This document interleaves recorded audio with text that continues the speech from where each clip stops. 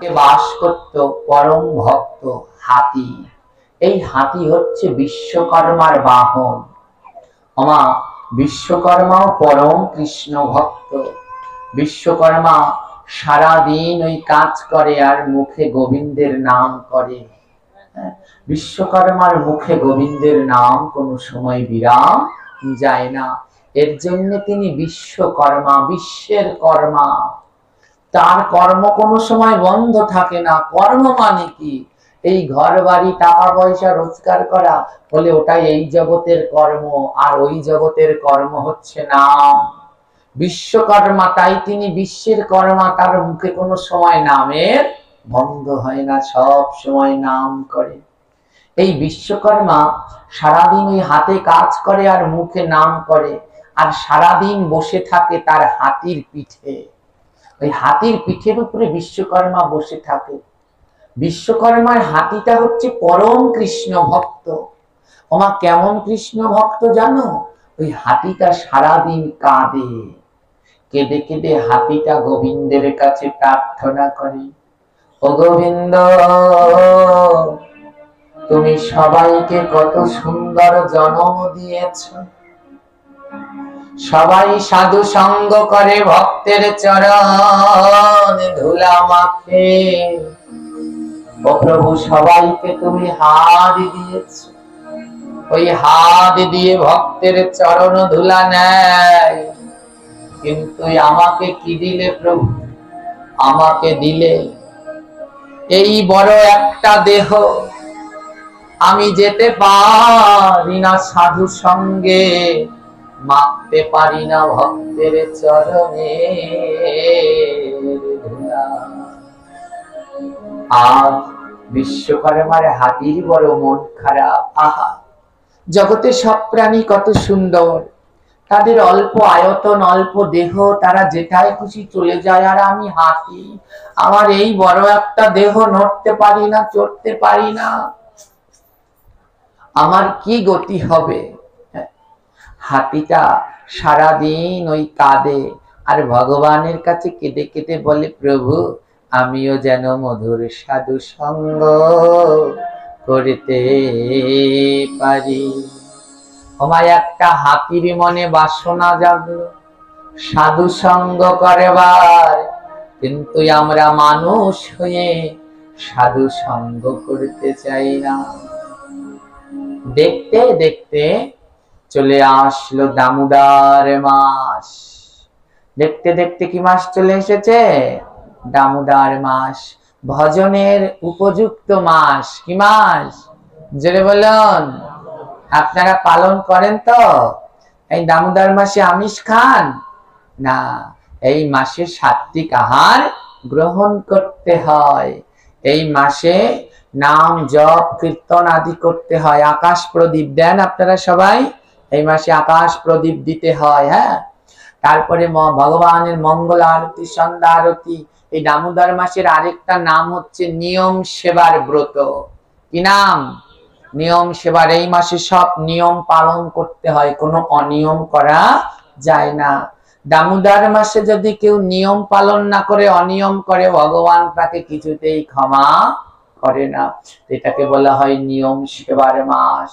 এই দামোদর মাস কবে থেকে শুরু হয়? হ্যাঁ, কার্তিক মাসের 1 তারিখ থেকে। তাহলে যায়নি। তাই অনেকে পালন করে কার্তিক মাসের 1 তারিখ থেকে, কিন্তু কার্তিক মাসের 1 তারিখ থেকে দামোদর মাস না। দামোদর মাস মূলত শুরু হয় দুর্গাপূজার পরের একাদশীর দিন থেকে। পাশাঙ্কুশা একাদশী থেকে উত্থান একাদশী, এই 1 মাসকে বলা হয় দামোদর মাস।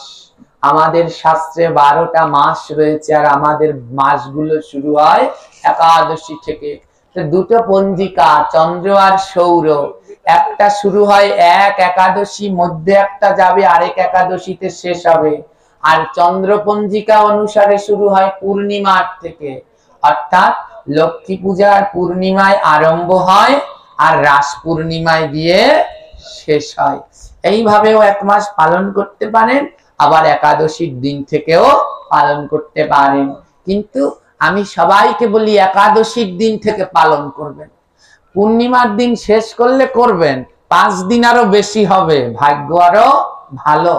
তাই একাদশীর দিন থেকেই দামোদর ব্রত পালন করা শুরু করে দিবেন।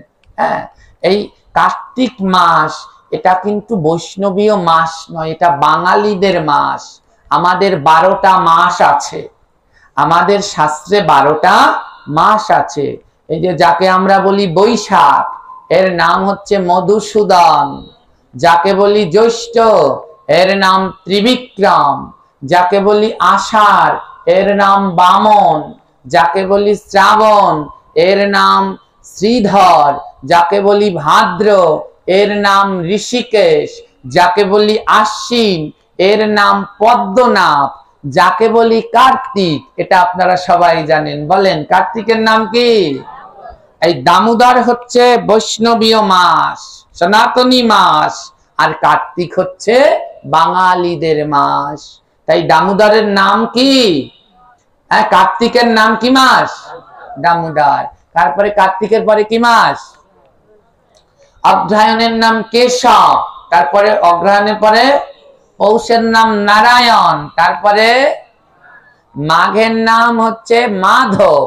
তারপরে ফাল্গুন, ফাল্গুনের নাম হচ্ছে গোবিন্দ। আর তারপরে চৈত্র, চৈত্রের নাম হচ্ছে বিষ্ণু। এই হচ্ছে 12টা মাস। এখন চলছে কি মাস? যারা বলুন, আরো যারা বলুন। পিছনের মায়েরা কি আসার সময় মুখে আইকা গাম লাগিয়ে এসেছেন? আপনারা তো কোনো কথাই বলছেন না। বলুন, কি মাস? যদি এখন একটু বলেন তো মনে থাকবে, ওখানে যাওয়ার পরে আর মনে রাখতে পারবেন না। হ্যাঁ, তাই যৎ শ্রবণম তৎকীর্তনম, যেমন শুনতে হয় তেমন আবার বলতেও হয়। হ্যাঁ, এই 12টা মাস সবাই মুখস্থ করবেন। হ্যাঁ, এই বৈষ্ণবীয় যত ব্রত তালিকা আছে এটার মধ্যে দেয়া আছে। হ্যাঁ, এগুলোর ভিতরেও দেয়া আছে। যত বৈষ্ণবীয় ব্রত তালিকা আছে তার ভিতরে দেখবেন এই যে বৈশাখ মাস সমান সমান মধুসূদন, এইগুলোর মধ্যে দেয়া থাকে। অথবা পঞ্জিকা থাকলে দেখবেন ওর পাতায় বাচ্চাদেরকেও মুখস্থ করাবেন আমাদের ধর্মের 12টি মাসের নাম। সবার দরকার। তো দামোদর মাস চলে এসেছে। তো বিশ্বকর্মা মনে মনে ভাবে, সারা দিন তো কাজকর্ম করি, সারা বছর 12টা মাস তো কাজকর্ম করি। বিশ্বকর্মা মনে মনে ভাবছে, এই দামোদর মাসে আমি এবার আর কাজকর্ম করব না। 12 মাস তো কাজকর্ম করে কাটাই, কিন্তু দামোদর মাসে এই বছর আর কাজ করব না। বিশ্বকর্মা কার পিঠে বসে আছে? যারা বলুন, হাতি। বিশ্বকর্মা হাতিটা কি সাধু সঙ্গে যেতে পারে? পারে? কেন পারে না? হ্যাঁ, বিশ্বকর্মা তার পিঠের উপরে বসে আছে, বোঝা। পিঠের উপরে যদি বোঝা থাকে তাহলে সাধু সঙ্গে যাওয়া যায় না। কি গো মা, ভাগবতে আসেননি কেন? ছেলের পরীক্ষা তো, ওই যে পিঠের উপরে একটা বোঝা আছে তাই যেতে পারছে না। বাবাজি আসেননি কেন? আজকে হাটবার তো, দোকান বন্ধ করতে দেরি, অর্থাৎ বোঝা আছে। যতক্ষণ বোঝা থাকে ততক্ষণ সাধু সঙ্গে যাওয়া যায় না। ওই বোঝাটাকে যদি নামানো যায় তাহলে নির্দ্বিধায় সাধু সঙ্গের পথে যাওয়া যায়। বিশ্বকর্মার পিঠের উপরে বোঝা, তাই চাইলেও সাধু সঙ্গে যেতে পারছে না। আজ বিশ্বকর্মা হাতিটাকে বলছে, হাতি তুই আমাকে নামিয়ে দে। হাতি বলছে, কেন? বিশ্বকর্মা বলে, দেখ দামোদর মাস এসে গেছে তো, তাই তুই আমাকে নামিয়ে দে। এই দামোদর মাসে আমি আর কাজকর্ম করব না। এই দামোদর মাসটা আমি কৃষ্ণ ভজন করে কাটাবো। এই মাসে আর কোনো কাজকর্ম করব না, তুই আমায় নামিয়ে দে। 12 মাস তো কাজ করি, এই দামোদর মাসে আর কাজ নয়, এই মাস আমি গোবিন্দের ভজন করব। বিশ্বকর্মা বলছে, এর জন্যই তিনি বিশ্বের কর্মা। বলে এই মাস ভজনের মাস। হাতিটা বিশ্বকর্মাকে পিঠ থেকে নামিয়ে দিল। বিশ্বকর্মা চলে গেল। যা হাতি, 1 মাস পরে আবার তোর সাথে দেখা হবে। ওমা হাতির আর আনন্দ ধরে না। কেন আনন্দ বলুন তো? এতদিন সাধু সঙ্গ করতে যেতে পারেনি, পিঠের উপরে বোঝা, আজ বোঝাটা নেমে গেছে। হাতি বলে আজ মনের আনন্দে সাধু সঙ্গ করব। বিশ্বকর্মার হাতি তখন ছুটিতে লাগিল,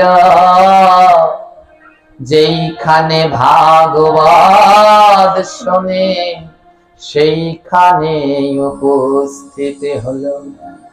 ভগবানের মধুর কথা শোনে প্রাণ ভরে, কথা শ্রবণ শেষে হাতি ধুলায় গড়াগড়ি করে। বিশ্বকর্মার হাতি যেইখানে ভাগবত হয় ছুটে যায়, আর প্রাণ ভরে ভাগবত শুনে। যখন ভাগবতটা শেষ হয়ে যায়, ওই ভক্তরা রেখে যায় চরণ ধুলি, হাতিটা গিয়ে ওই ধুলার মাঝে গড়াগড়ি দেয়। ওমা আমরা তো সবাই ধুলা মাখি, কিন্তু প্রকৃত ধুলা সেই মাখে যখনই ভাগবত শেষ হয়ে সব ভক্তরা স্থান ত্যাগ করে, তাদের ধুলাটা রেখে যায়। যে ওই ধুলায় গড়াগড়ি দিতে পারে সেই সম্পূর্ণ। হাতিটা প্রতিদিন ধুলার মাঝে গড়াগড়ি দেয়। একদিন হাতি ভাগবতে শুনতে পেল, যদি কারো গোবিন্দের চরণ দর্শন হয়, এই জনমখানা তার ধন্য হয়ে যায়।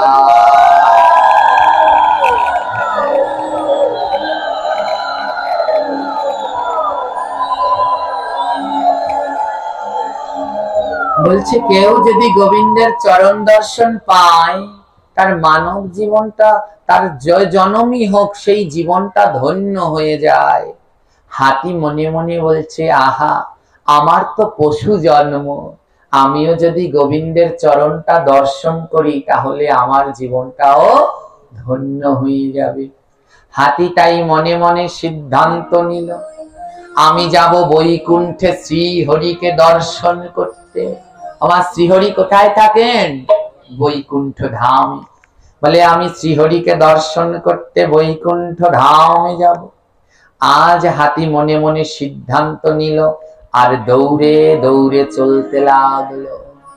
কেমন ভাবে যাচ্ছে? জোরে বলুন।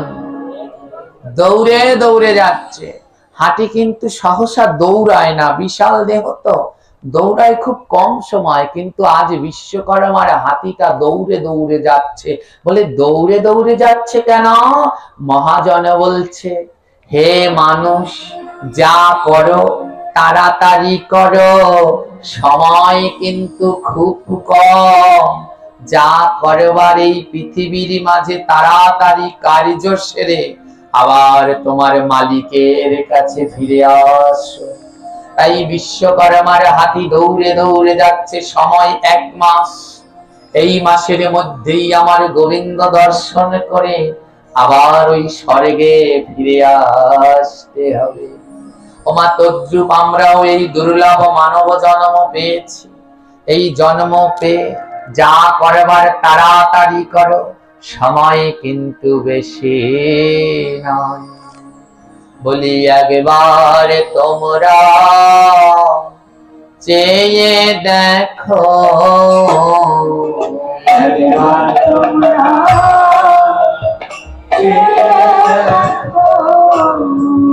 বলি বেলা কিন্তু আর যে না,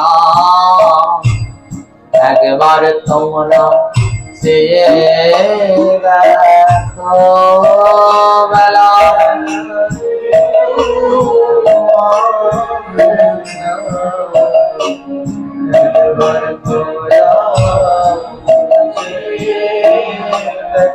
আমরা সবাই ভক্তে সঙ্গ করো,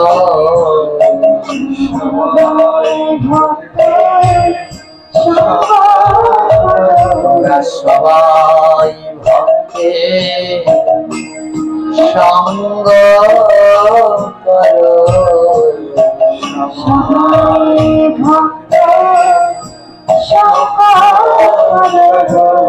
ভক্তের অঙ্গে দিয়াঙ্গ পরম ভক্ত সঙ্গ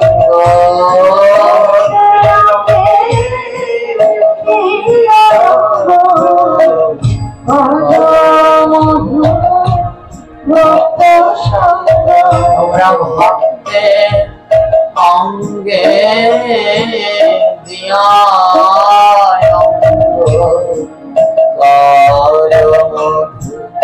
ভক্ত সঙ্গ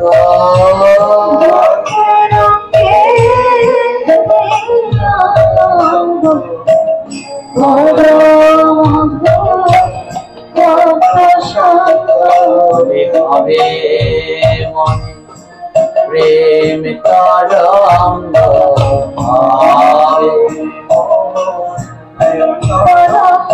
ওই ভক্তের অঙ্গে দিলে অঙ্গ মনে হবে প্রেম তরঙ্গ ভক্তের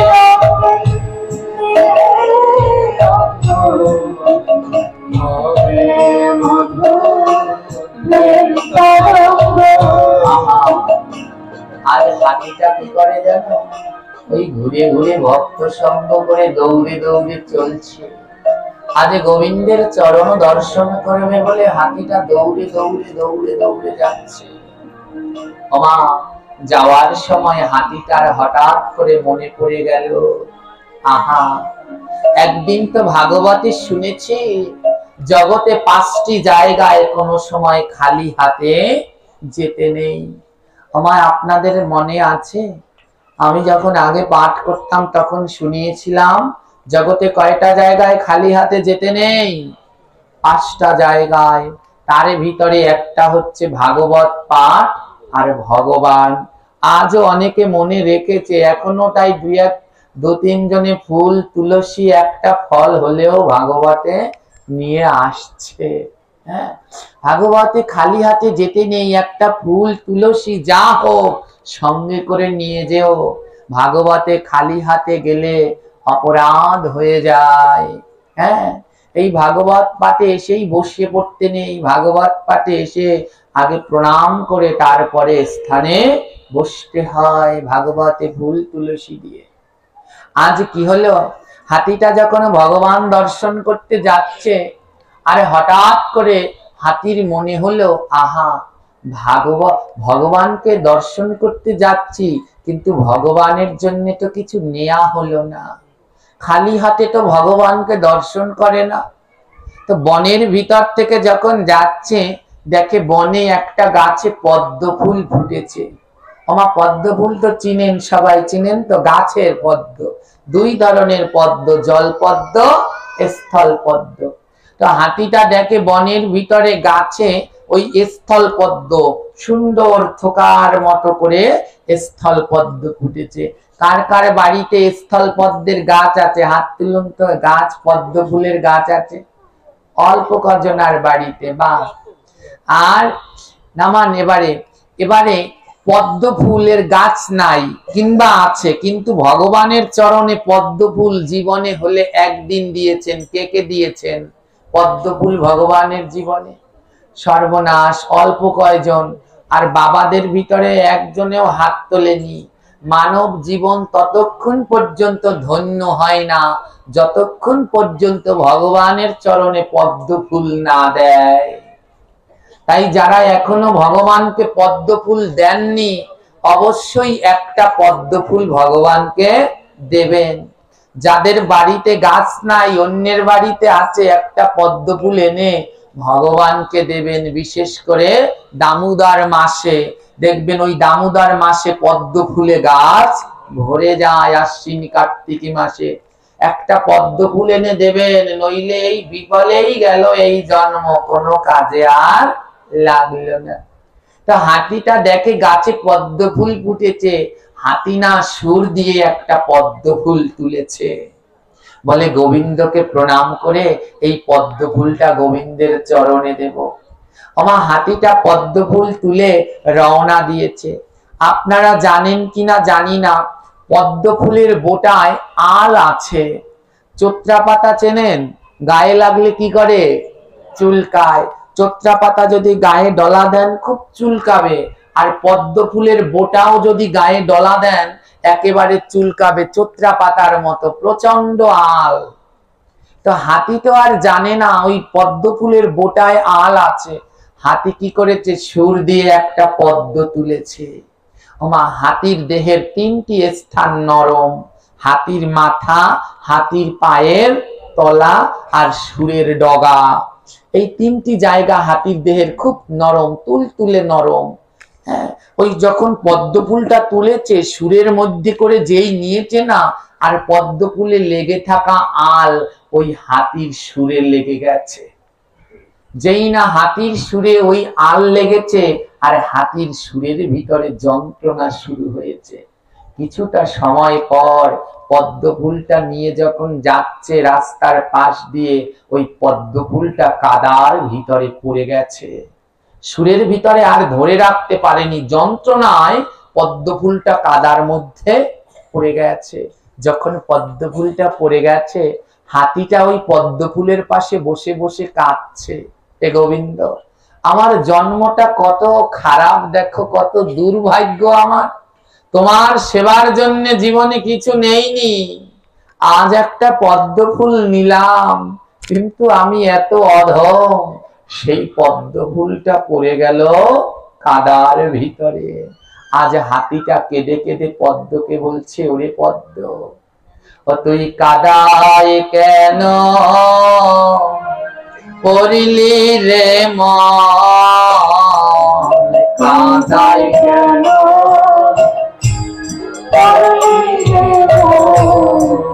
তুই কাদায় কেন পড়লি রে মন, কাদায় কেন।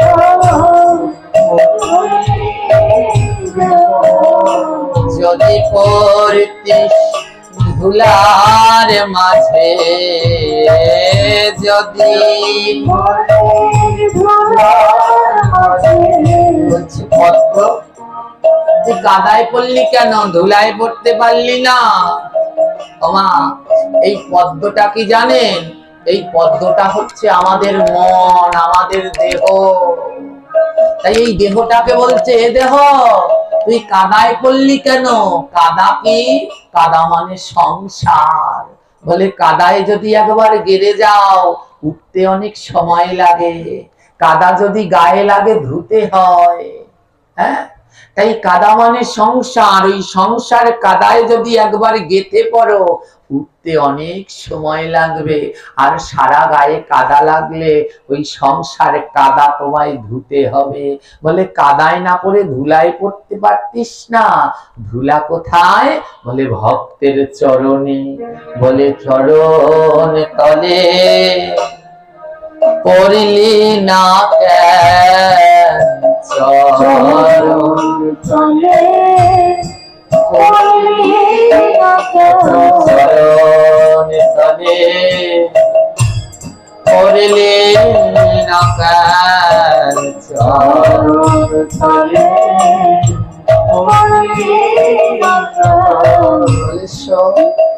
এই সংসার কাদায় করে ডুবে না থেকে যদি ভক্তের ধুলায় পড়তি, ওরে আমার দেহ পদ্ম, তোর জীবন ধন্য হতো। আহা, ও পদ্ম, এই দেহটাকে বলছে, ও দেহ পদ্ম, যেই দিনকে তুই জন্মাবি সেই দিনই গোবিন্দের কাছে বলেছিলিস, গোবিন্দ তোমার সেবায় লাগবো, কিন্তু তুই গোবিন্দের সেবায় না লেগে, ওই গোবিন্দের চরণে না পড়ে তুই কোথায় কোথায় পড়লি জানিস? তুই গোবিন্দের সেবায় লাগলি না। এই দেহকে বলছে, দেহ তুই গোবিন্দের সেবায় লাগলি না, স্বামীর সেবায় লাগলি, স্ত্রীর সেবায় লাগলি, পুত্রের সেবায় লাগলি, পরিজনের সেবায় লাগলি, কিন্তু গোবিন্দের সেবায় লাগলি না।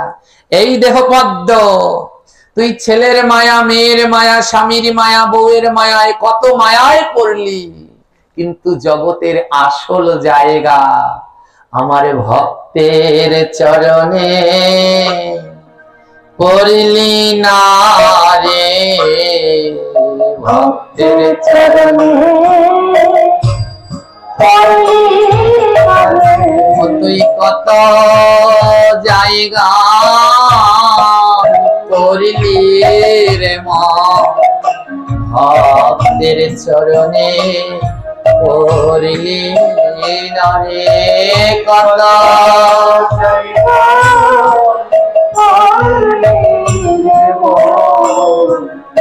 ভক্তের চরণে কি সুন্দর পথটা দেখেছেন, কত জায়গায় পড়েছি না, ছেলের মায়ায়, মেয়ের মায়ায়, কত আত্মীয় স্বজন বিষয় মায়ায়, কত মায়ায় পড়েছি, কিন্তু আসল ভক্তের চরণে পড়া হলো না, জীবন বৃথা। হাতিটা পদ্ম ফুলটা পড়ে গেছে, ওটা রেখে সামনের দিকে চলেছে, আরো একটু সামনে যখন গেল দেখে বাগানের ভিতরে ওই বক ফুলের গাছে থোকায় থোকায় বক ফুল ফুটেছে। হাতি বলে পদ্ম যখন লাগলো না, তাহলে এক থোকা বক ফুল নিয়ে যাই। সুর দিয়ে, বক ফুল তো থোকায় করে ফোটে কলি সহ, সুর দিয়ে এক থোকা বক ফুল পেরে ওই সুরের ডগায় করে বক ফুল নিয়ে দৌড়াতে দৌড়াতে যাচ্ছে, বৈকুণ্ঠের ধারে চলে এসেছে। ওমা, হাতি যখন দৌড়াতে দৌড়াতে আসছে, আসছে কেমন দৌড়ে দৌড়ে, সামনে গাছপালা ভেঙে চুরে তুচমাচ করে দৌড়ে দৌড়ে আসছে, আর গলায় কি বাজছে, ওই ঘন্টাটা ঢং ঢং করে বাজছে। হাতি যখন আসছে তখন আমার গোবিন্দ ছিল শয়নে, ভগবান তখন শুয়েছিল, আর মা লক্ষ্মী তখন ভগবানের চরণ সেবা করছে বসে বসে। তো ভগবান ঘুমিয়ে আছে, ঠিক সেই সময় হাতি শব্দ করতে করতে আসছে। ওমা, কেউ যদি ঘুমায় তখন যদি শব্দ করে তাহলে তার ঘুম ভেঙে যায় না? তো আজ গোবিন্দকে সব থেকে ভালোবাসে তো, নারায়ণকে সব থেকে ভালোবাসে তো মা লক্ষ্মী। তো হাতি যখন শব্দ করতে করতে আসছে, মা লক্ষ্মী রেগে গেলেন, আর মা লক্ষ্মী রেগে গিয়ে বৈকুণ্ঠের দরজায় গিয়ে দাঁড়ালেন, আর দেখে একটা মস্ত বড় হাতি, গলায় একটা ঘন্টা ঢং ঢং করে বাজতে বাজতে আসছে, আর সুরের মাথায় এক থোকা বক ফুল। মা লক্ষ্মী বলছে, এই দুরাচারী ওখানে দাঁড়া। হাতিটাকে বলছে, এই দুরাচারী। মা লক্ষ্মী জানে না হাতির মনে কি ভক্তি। ওমা, একজন ভক্তকে না জেনে যদি তাকে নিন্দা অপমান করে তখন তার কষ্ট হয় না? হ্যাঁ, যারা সাধারণ তাদের কষ্ট হয়, কিন্তু যারা সাধারণ নয় তাদের কষ্ট হয় না। মা লক্ষ্মী বলেছে, এই বেভিচারী দাঁড়া, এই দুরাচারী দাঁড়া। হাতি দাঁড়িয়ে পড়েছে। হাতি, মা লক্ষ্মী বলে, কেন এসেছিস? হাতি বলে, মা গো, আমি ভগবানের চরণটা দর্শন করতে এসেছি। মা লক্ষ্মী বলে, তোর মতো বেভিচারী গোবিন্দের চরণ দর্শনের অধিকার নাই। আমরা হলে রেগে আগুন হয়ে যেতাম, কিন্তু হাতি ছিল পরম ভক্ত। হাতি বলছে, মা, ও মা লক্ষ্মী, তুমি একটু আমায় ভুল বলেছ। মা লক্ষ্মী বলে, কি ভুল? বলে, তুমি আমায় বলেছ বেভিচারী, কিন্তু জানো মা, এই জগতে এই বেভিচারীর থেকে আরেকটা পাপী আছে। তুমি আমায় একটু কম মন্দ কথা বলেছ, আমায় একটু কম মন্দ বলেছ, আমি এর থেকেও অনেক মন্দ। ওমা, আমি বেভিচারী না। ওমা, আমি বেভিচারী না। মা লক্ষ্মী বলে, তাহলে তুই কি? হাতি বলে, আমি বেভিচারীর থেকেও একটু ঊর্ধ্বের পাপী। আমরা তো সবাই নিজেদের পুণ্যবান করবার দাবিতে শুধু লড়াই করি, আর ভক্তকে দেখুন, ভক্ত বলে, মা, বেভিচারী বললে কম হবে, আমি তার থেকেও বড় পাপী। হাতিটা কেঁদে কেঁদে বলে মা লক্ষ্মীর কাছে, জানো মা, বলে, আমি বড় দুরাচারী,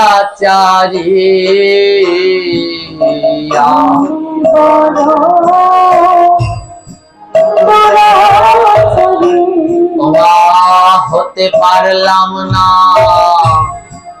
সদাচারী আমি বড় দুরাচারী গৌর হরি বল আমি বড় দুরাচারী। ওমা আমি বেভিচারীর থেকেও বড় পাপী। আমি হচ্ছি দুরাচারী। দুরাচারী আর কারা? সদাচারী কারা? যারা সাত্বিক আহার করে, গোবিন্দকে প্রসাদ দিয়ে সেই প্রসাদ পায়, তাদেরকে বলে সদাচারী। আর যারা গোবিন্দের প্রসাদ পায় না, তাদের বলে দুরাচারী। হাতি বলে, মা আমি দুরাচারী, আমার মতো দুরাচারীর কি আর গোবিন্দ দর্শন হয়? আমি বুঝতে পারিনি মা। মা লক্ষ্মীকে বলছে, মা গো, বড় সাত করে আষাঢ় কালে বন থেকে এই বক ফুল এনেছি। ও মা, আমার এই বক ফুল দুটো একটু তুমি গোবিন্দের চরণে দিয়ে দেবে। মা লক্ষ্মীর মনে একটু অহংকার হয়ে গেছে। মা লক্ষ্মী বলে, তোর মতো দুরাচারীর ফুল গোবিন্দের সেবায় লাগে না। এই কথা যখন বলেছে, হাতির দেহের ভিতরে তখন কষ্টে দুঃখে দেহটা ফেটে যাচ্ছে। আমার মতো দুরাচারীর ফুল গোবিন্দ সেবায় লাগে না, তবে আমি যে সাত করে বক ফুল এনেছি। হাতি বলছে, বক ফুল রে, আমি একটা কাজ করি, তোকে যদি গোবিন্দের চরণে না দেই তাহলে আমার অপরাধ হবে। ওই বৈকুণ্ঠের যে রাস্তায় আছে, হাতি কি করেছে জানো? ওই বৈকুণ্ঠের রাস্তার পথের মধ্যখানে বক ফুলটা রেখে দিয়েছে। আর বক ফুলকে বলছে, বক ফুল তুই এইখানে বসে অপেক্ষা কর, একদিন না একদিন এই রাস্তা দিয়ে আমার গোবিন্দ যাবে। আর যাবার কালে যদি আমার গোবিন্দের চরণের ছোঁয়া লাগে, ও বক ফুল, সেদিন তুই আমার গোবিন্দের চরণে ধুলা পাবি, তোর ফুল জনম ধন্য হবে। বক ফুলটাকে রেখে দিল ধুলার মাঝে। তুই একদিন না একদিন গোবিন্দের চরণ ধুলা পাবি, এই রাস্তার মধ্যে থাক বক ফুল। আবার মা লক্ষ্মী দাঁড়িয়ে দাঁড়িয়ে এই ঘটনাগুলো দর্শন করছে। বক ফুলকে বলছে, এখানে থাক, একদিন না একদিন তোর গোবিন্দ দর্শন হবে। আবার বক ফুলকে বলছে, জানিস বক ফুল, তুই একদিন না একদিন গোবিন্দের চরণ ধুলা পাবি, কিন্তু আমি হাতি, আমি এত অধম, আমার বোধহয় গোবিন্দ দর্শনও হবে না, আর গোবিন্দের চরণ ধুলাও পাওয়া হবে না। তাই হাতিটা কি করেছে? ওই বৈকুণ্ঠের রাস্তার উপরে শুয়ে পড়েছে।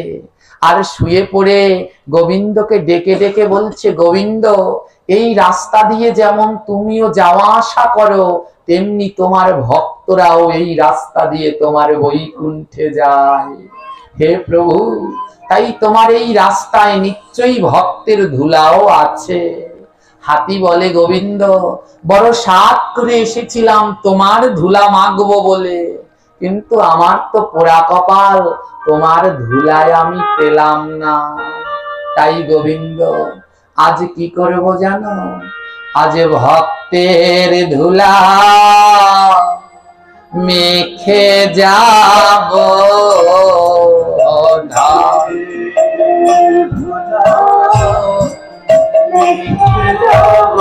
আজ ভক্তের ধুলা মেখে যাব, ভক্তের ধুলা মেখে যাব। আমি তোমার ধুলা নাইবা পেলাম, তোমার ভক্তের ধুলা মেখে গেলাম।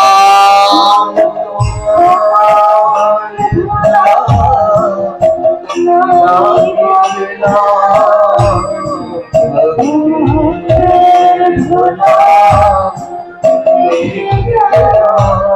আমি তোমার ধুলা নাই বা পেলাম, তোমার ভক্তের ধুলা মেখে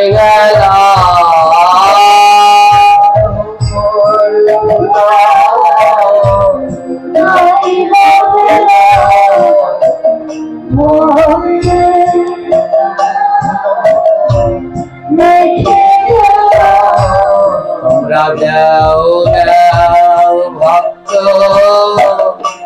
চরণ ধুলি,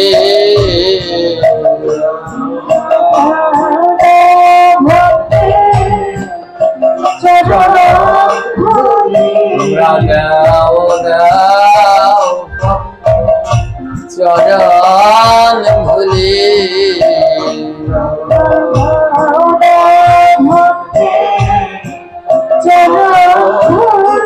আমি অঙ্গে মাগবা সঙ্গে রাগব,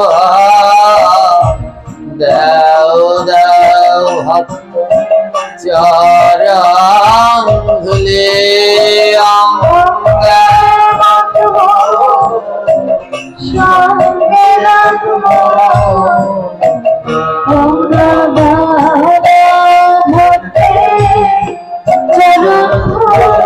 আমার মানব জীবন ধন্য হবে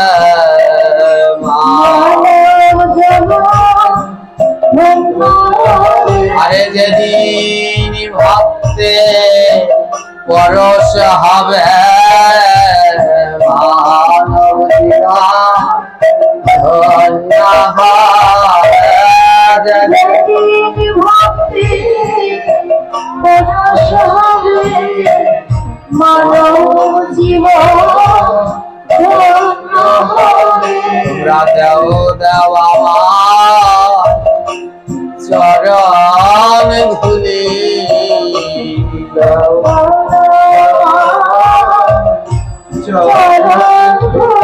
আমি এই না ধুলা মাথায় দেব, তোমরা দেও দেও আমার চরণ ধুলি। মাথায় দেব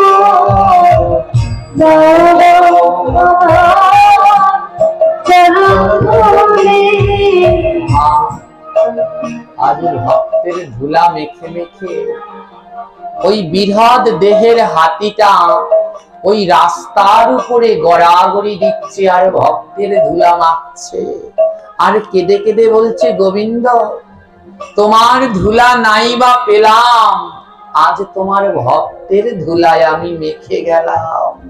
আর তোমার ভক্তের ধুলা মাখতে মাখতে একদিন না একদিন আমি তোমার ধুলাও নিতাই গো। হরি হরি।